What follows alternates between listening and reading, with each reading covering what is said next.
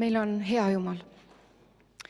Ja meil on Jumal, kes ilmutab ennast, kes tahab ennast ilmutada ja ilmutada just nimelt elutoojana, sellise elu taastajana ja ka igavese elu andjana. Just praegu, kui ma siin ülistuse ajal veel palvetasin, tuli nagu sõna ja ma ei tea, kelle jaoks see on, aga see sõna oli see, et Jumala silm on sinu peal. Ta näeb sind. Ta näeb, sa ei ole kuskile ära peidetud, sa ei ole kuskile kõrvale pandud, Jumal näeb sind. Praegu see kevad, mis meil õues on, Jumal ilmutab ennast igas õies, igas lehes, igas pungas, mis puhkeb. Ja igaüks nendest ütleb seda, et ma toon elu, ma tahan elu tuua. Ja Piibel ütleb nii ilusti selle kohta, et tema kaudu tuli elu, tema oli elu ja see elu oli inimeste valgus.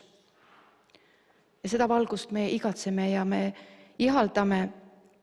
Minu elus on Jumal ennast ilmutanud väga mitmel moel seda elu tuues ja kõige esimene kord oli siis, kui ma olin alles teismeline ja mul oli põlvedega väga suured valud ja seal olid mingid lisaluud ja asjad ja ma pidin minema opile. Ja siis oli Oleviste kirikus esimesed ärkamised ja mina olin tõlgiks seal ja üks õhtu öösel õigemini saatsin neid Austraalia mingeid tervendajaid koju ja ütlesin neile seal keset vanalinna, et ma ei jõudnud palve järjekorda, aga mul on ka tegelikult vaja. Ja nemad siis ütlesid, milles asi?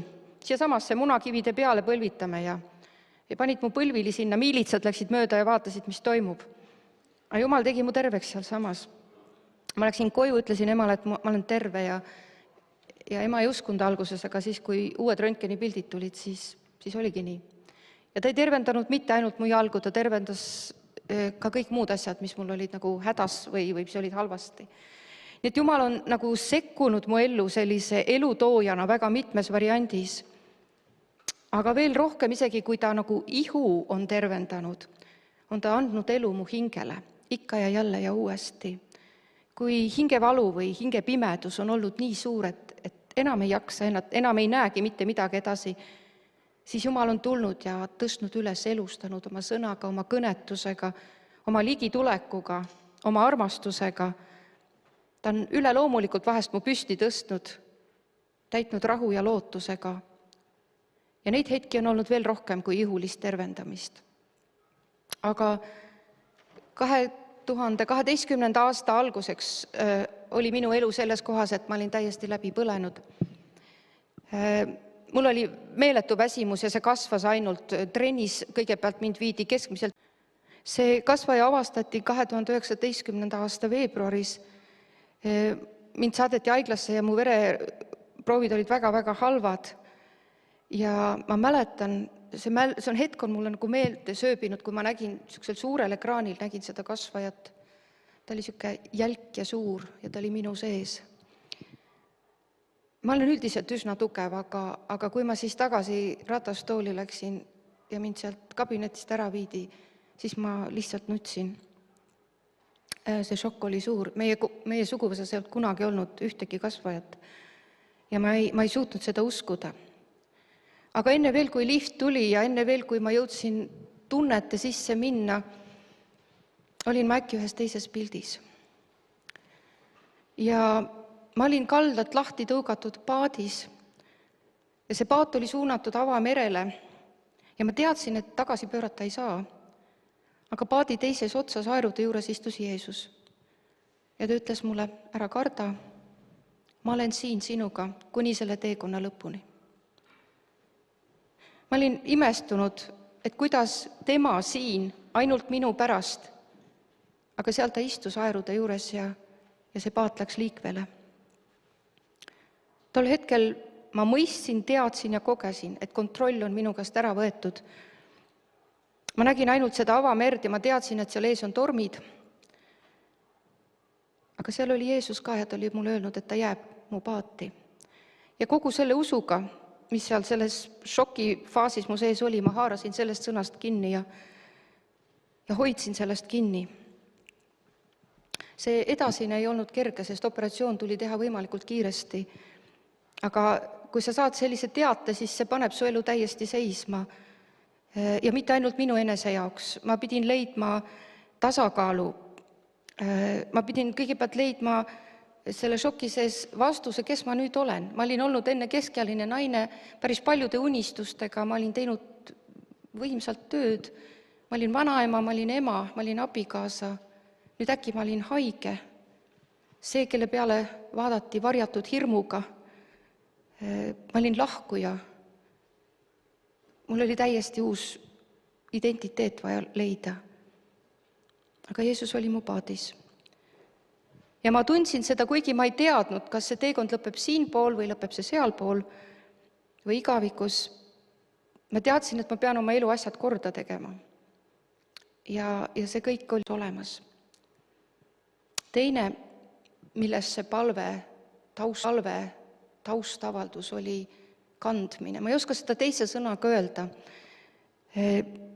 Mul oli mitmeid hirmu, abituse ja nõrkuse hetki. Ja ikka ma kogesin nendes hetkedes seda, kuidas mingi väga tugev asi kandis mind. Ma nagu kogesin, et okei, ma olen seal paadis, aga see paadi põhi on nagu need palved ja see on nii tugev, et ma sealt läbi ei vaju. Mitmel korral ma pidin ennast võitlema tagasi rahuni.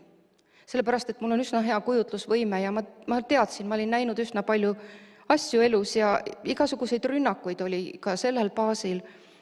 Minu usku rünnati, minu lootust rünnati, mulle toodi minevikust minu igasuguseid varasemaid sündmusi, öeldi, näe, teistele tehti, sulle ei tehtud. Näe, sina ei ole see, keda Jumal tahaks armastada. Kurat ründas igal viisil. Ma sain ka südamesse, et ma pean ennast õliga võitma ja ma kuulutasin sellele kasvajale hävingut iga päev, iga õhtu, kui ma magama läksin. Ja siis tulid inimesed minu juurde. Tulid need, kes palvetasid minu eest, tulid need, kellel oli sõnum mulle. Ja üks sõnum puudutas mind eriliselt, see oli üks noor inimene, kes saatis mulle sõnumi ja ütles, et Jumal ütles mulle, et ta teab su abitust, aga sa praegu peadki olema nagu laps isa kätel, sest tema tahab sulle tunda anda oma heldust. Ma lugesin ja mõtlesin, mis mõttes heldust niimoodi. Aga ma võtsin selle sõnumi vastu. Ükski nendest ei selgitanud, miks ma haige olin või kas ma saan terveks, aga kõik nad kinnitasid seda, et Jumal on minuga, kogu aeg on minuga. Ja inimesed tulid mu teele täpselt siis, kui minu jõud hakkas ära lõppema, et palvetasid mu jälle rahusse. Me palvetasime koos kogu protsessi, kõik arstid, kõik medpersonali, kõik protseduurid, otsused, kõik see sai palvetatud Jumala kätte. Ja ma ei saa öelda, et ma ei oleks olnud ärev, aga ma teadsin, kes valitseb, ma teadsin, kes kontrollib seda asja. Ma sain isegi magada opieelse öö. Ja enne kui ma opilauale läksin, küsib arst väga kummalise küsima, et kas su vaim on valmis? Ja ma mõtlesin, kus sina tead, et ma vaimus olen valmistunud? Aga siis ma ütlesin talle, et vaim on valmis, aga saba väriseb, sest tegelikult eks ma kartsin ikka muidugi. Kõik läks korda, see oli suur operatsioon ja kui esimene nädal seal intensiivis see kõige hullem oli möödas, siis oli toibumise aeg. Ja see oli imeline aeg. Ma ei jaksanud eriti midagi teha, ma lamasin põhiliselt, aga läbi selle lamamise aja oli Jumal mu juures ja meil olid pikad kõnelused. Et hakkas mulle näitama kõike seda, mis mu hinges oli.